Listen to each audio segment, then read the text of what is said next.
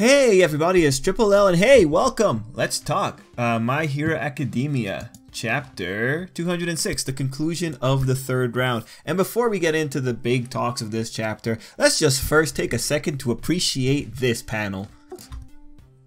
I don't know, guys and gals, something about this, I can't really place it, but this is just great. This is great art. Like, if you had to show someone a good panel of a character from Hero Academia, I think this is a really good one. If it's just, you know, show off a character's profile or whatever. I don't know if it's just the face, you know, with the way that the eyes and mouth are drawn, it looks cool, or if it's the hair because it looks fairly detailed. Heck, I don't even know if it's the pose, because if, you know, when you hear power pose, this is definitely a power pose. I don't know if it's also the detail that she's an extremely dirty person. Because that was also a very... I love that they put in that extra little translation note that this could mean either unpleasant or lewd. Honestly, given that face, I think unpleasant. I think unpleasant. I think she's the kind of person that would just bite you and just tear your head off. I mean, she's a lizard though, so I don't really know where we can...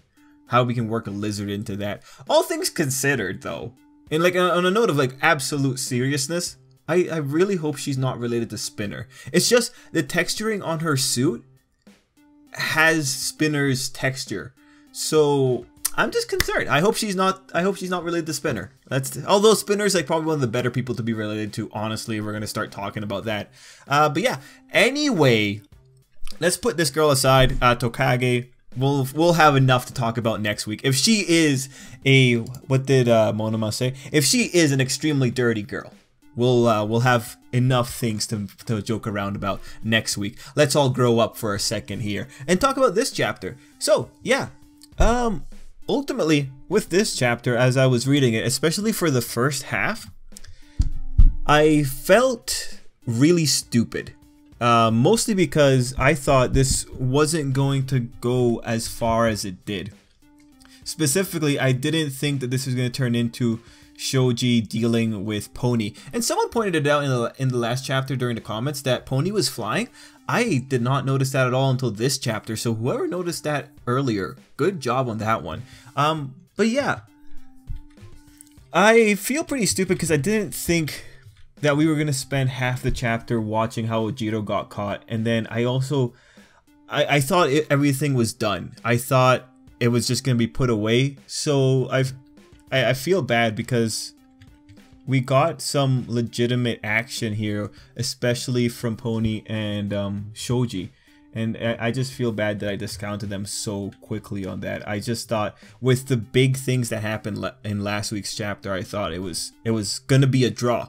You know, in this chapter we find out it is a draw at the end of the day. It's a bit of a more... It's a draw that they had to work for a little bit more on the Class 1B side. So reading this chapter was kind of like, I thought, oh my goodness, what's gonna happen? Is there actually a way to turn this around? But seeing that it still shook out to be what we were expecting it to be was interesting.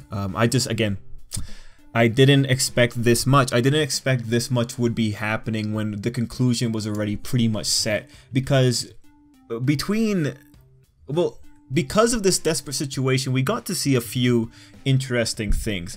One of the things that was honestly really concerning, and this is kind of going off of last week's theme about this was a bit too dangerous, was when Pony stabbed Ojiro.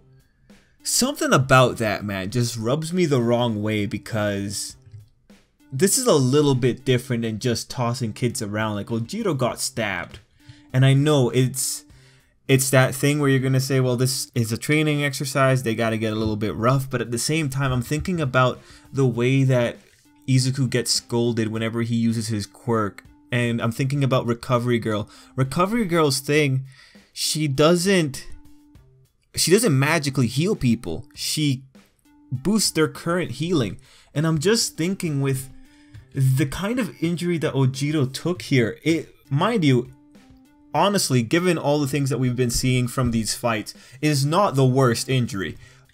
But the moment the blood kind of spurted out in the panel, I felt sincerely bad for him. And I think the problem here the problem with me feeling a little bit worse about the way that Ojiro got stabbed with those horns in this one is because we've seen that injuries have ramifications. Like let's remember, sorry, I was going to say Izuku. Izuku's already pretty much a problem, but in Iida's case, Iida has a surgery in his future to repair the functionality of his arm. And so knowing that Hero Academia has injuries have weight, knowing that they can leave the characters damaged for a good portion of their time, like we have that example with Izuku and Iida, that little moment with Ojiro getting stabbed is kind of scary. And it's an interesting dilemma. I don't know if the Hero Academia media found out about this level of combat.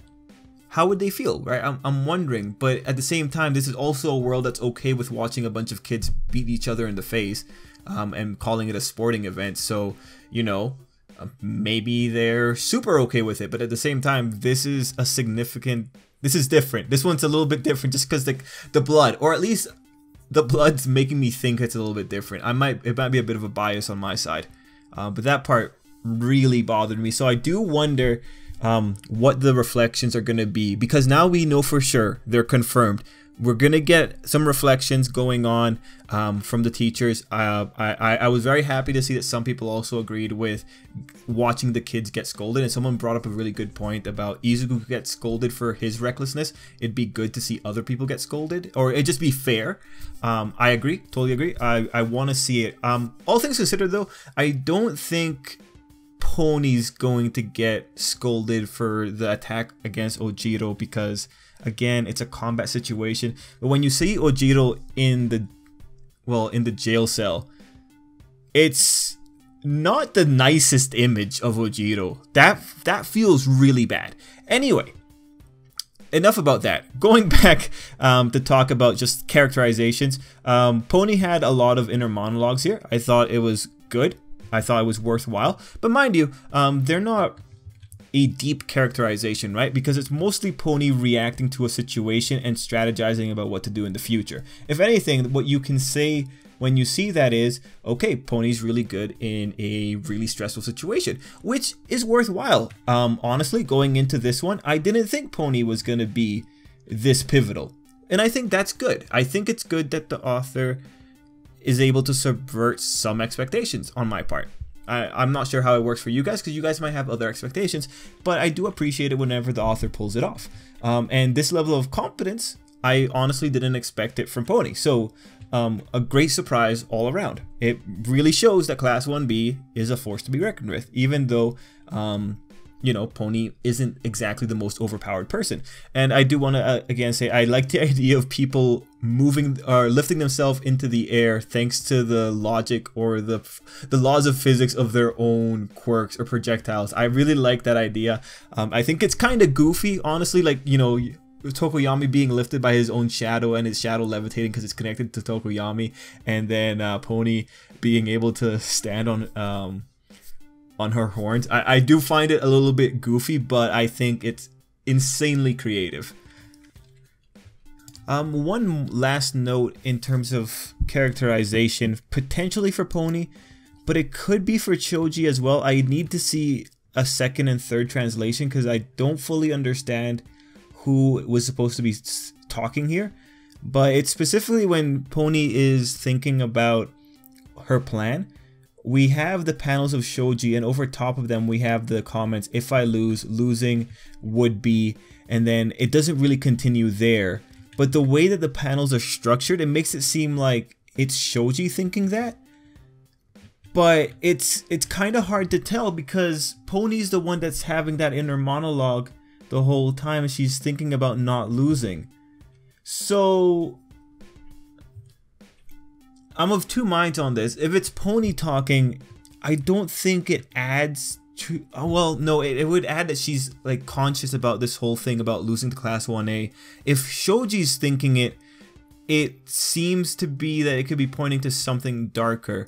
But it's honestly hard to tell with the way that these panels are structured. So I'm going to ask you guys, what do you think for that particular line? If you've seen the Gemini's Box translation, do you think it's Shoji saying those words about if I lose, losing would be, or do you think it's Pony? It seems like it's Pony. And it just, at first, it was weird because at first I thought it was Shoji saying that. I thought, oh, that's really interesting, but it might actually be Pony. Anyway, on the other side of things, we have some pretty cool stuff going on with Iida, Todoroki, and Juzo. And one thing that I absolutely loved, like 100%, I loved Izuku thinking that Iida was cool.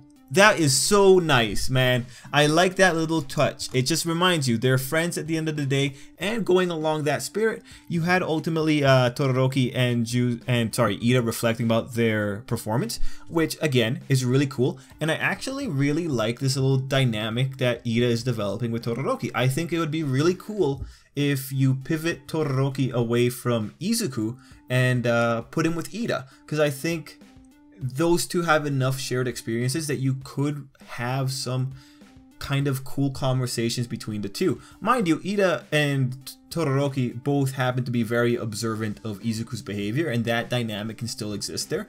But I think this territory of Iida Todoroki team-ups, I think we need to kind of keep going along that line, because I think it'd be interesting, because Iida presents a situation where the way he's written, he's not a passionate type of character that's easy to get behind for readers, I think. And when I say passionate, I don't mean like Iida's not passionate himself, but he doesn't have that kind of wild spirit that shonen protagonists tend to have. He's a kind of more orderly guy, and you could tell he's a bit more analytical.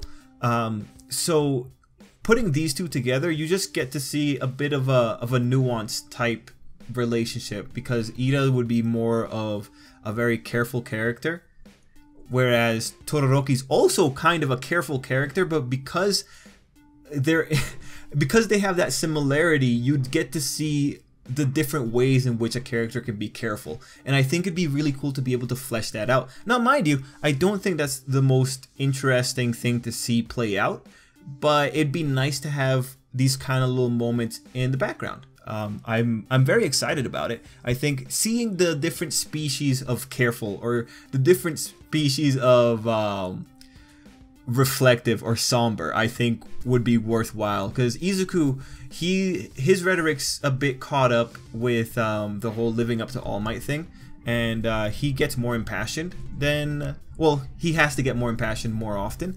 It'd be cool to just see another set of characters with almost similar mindsets in some ways, and just seeing how those kind of mindsets come together, where they clash, where they kind of make sense. Sorry if I can't explain that one well. I'm trying to think about better ways to kind of push this forward, but the words aren't coming to me.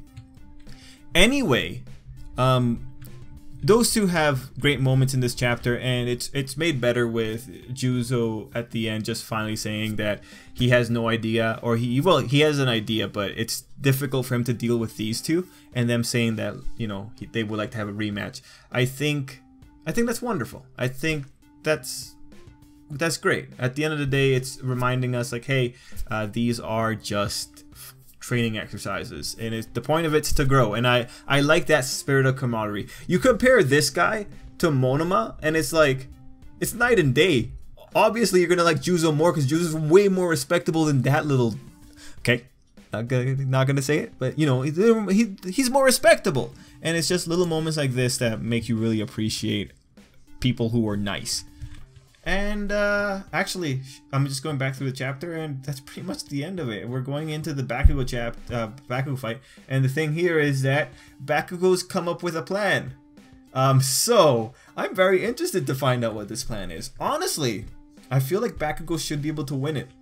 But I don't know how Tokage's ability is going to get involved there. It's just for the record, in case no one remembers, Tokage's ability has something to do with that ability of lizards being able to lop off their own tails, which is honestly kind of freaky. So who knows what's going to happen?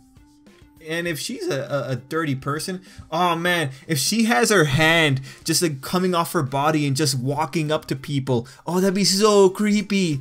Oh no. But you may have noticed that I put her panel here again. It's just something about it, man. Something about this is just good. Good job, author. Good job. Anyway. Oh, actually, there's one thing, and I was gonna say it at the beginning, but it's regarding about Tokage, and it's not just fun and jokes. She's the other recommended student from Class B, and I found that really weird because I thought there were only 4 recommended students.